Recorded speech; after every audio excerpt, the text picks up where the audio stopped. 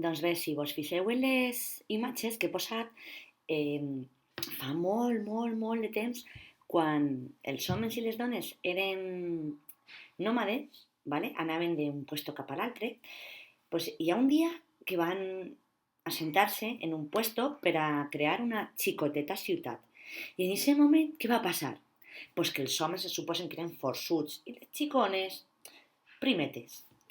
I clar, els homes eren els que s'anaven a caçar, a trobar aliment per a menjar, i les dones es quedaven cuidant els xiquets.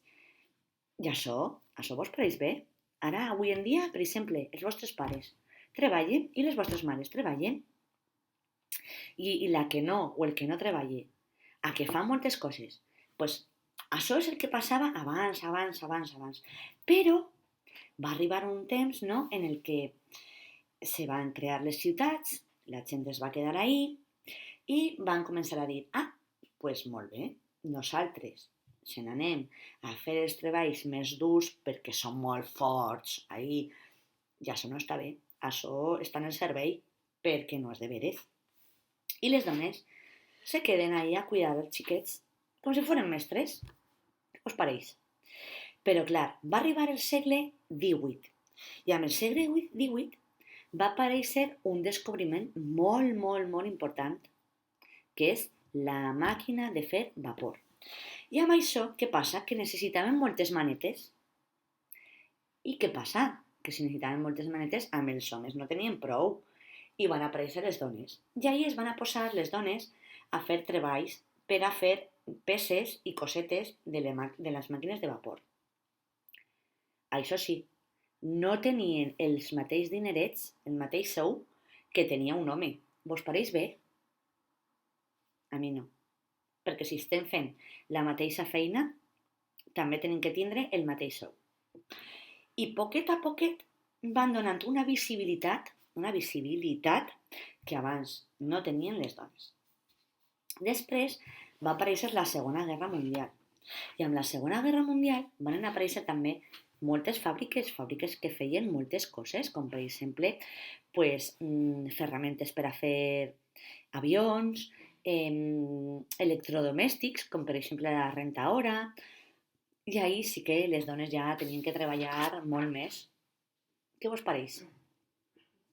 I ahir ja treballaven i tal, però sense tindre el mateix sou. Després va aparèixer la Segona Guerra Mundial. I en la Segona Guerra Mundial hi ha una dona que es diu Pepa Colomer, que era de Barcelona, bueno, era així perquè ja ha faltat, que va dir, jo vull ser aviadora, jo vull conduir avions. I se'n va clavar i va ser la primera dona pilot en estar treballant com a dona en un treball d'hòmens. Val? Però ahir què passa? Que les dones van dir nosaltres volem llibertat. I ahir també va aparèixer una dona que un dia, mentre estava fent l'agricultura, és a dir, estava en el seu hort fent cosetes i va dir jo amb la falda no estic a gust. Perquè abans les dones portaven sempre falda. No portaven ni xandall, ni pantalons, ni crayó. No. Falda. I una dona se'n va donar compte que treballant a l'hort pues, treballava millor, tenia més mobilitat, igual que quan nosaltres, per exemple, anem al parc o anem a fer psicomotricitat, no? Que estem més còmodes si estem en pantalons. I ella va crear uns pantalons que eren molt, molt, molt grans, així com bombatxos, per a treballar a l'hort. I a partir de la Segona Guerra Mundial, el paper de la dona es va reconèixer. Ja ara que estem en el segle XXI, doncs els pares i les dones ja treballen perquè a partir també d'aquest segle, del segle XX, les dones van a començar a anar a la universitat, van a començar a investigar, van a començar a tindre carreres universitàries com pot ser biòloga, metgessa, corredora d'avions, o sigui, pilot, moltes coses, que abans això no podia ser. I tot això també és gràcies a la modernitat que s'ha anat produint al llarg de la història.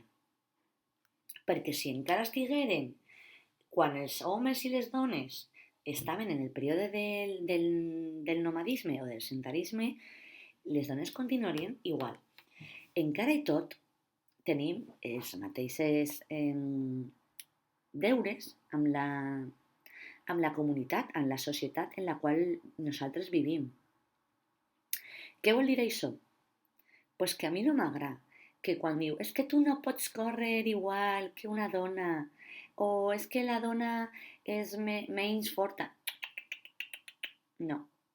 De fet, a classe segur que teniu moltes dones que fan un muntó de coses, a que sí?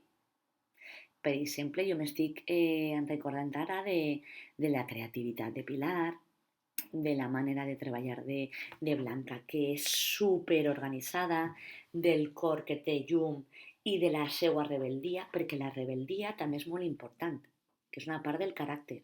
I el caràcter és el que te diu, ja està bé, això no vull que sigui així, vull canviar les coses.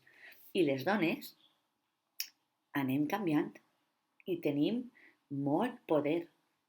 I això és el que jo vull que sapigueu. Que fa molts d'anys les dones no servien només que per a tindre fills i cuidar-los. I ara, si vos fixeu, les vostres mares què feu? Què fan? Fan moltes coses.